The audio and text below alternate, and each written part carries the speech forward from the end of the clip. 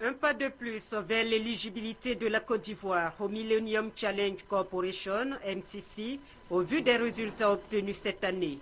Sur la vingtaine d'indicateurs à satisfaire, 9 sont au vert, à savoir l'inflation, la politique commerciale, le genre dans l'économie, la création d'entreprises, le taux de vaccination, la santé de l'enfant, les dépenses publiques au niveau du cycle primaire, la protection des ressources naturelles et le contrôle de la corruption.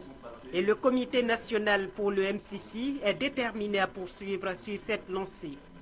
Pour cela, nous devons, au titre de l'année 2014, orienter nos efforts, d'une part vers le maintien au vert des 9 critères jugés satisfaisants et d'autre part vers la mise en œuvre progressive mais rapide des actions nécessaires pour satisfaire les autres critères restés au rouge.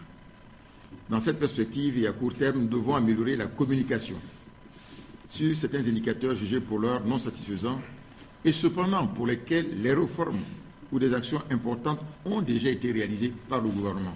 Il s'agit notamment de la liberté d'information, des droits politiques, des libertés civiles, de la politique fiscale et l'accès au crédit. Les retombées des efforts consentis ne se sont pas fait attendre puisque pour la première fois depuis 2004, le rapport Doing Business classe la Côte d'Ivoire parmi les 10 pays ayant fait le plus de réformes au monde. Le mois prochain, le Comité national pour le MCC sera aux États-Unis pour faire évaluer les résultats obtenus et espérer l'éligibilité de la Côte d'Ivoire au Millennium Challenge Corporation. Si c'est le cas, la Côte d'Ivoire va bénéficier d'un don de 500 milliards de francs CFA de l'État américain, de quoi financer le développement du pays.